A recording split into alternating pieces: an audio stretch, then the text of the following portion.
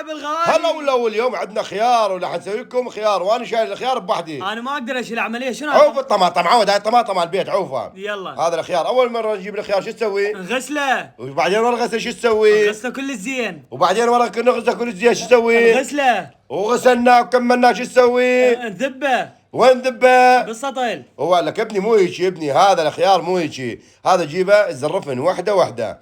لازم تزرفن وحده وحده. نظف انت وانا اقول لك شو تسوي. انطي الخيار الطراشه. يا طراسه لك ابني، اطي الخيار للطراشه.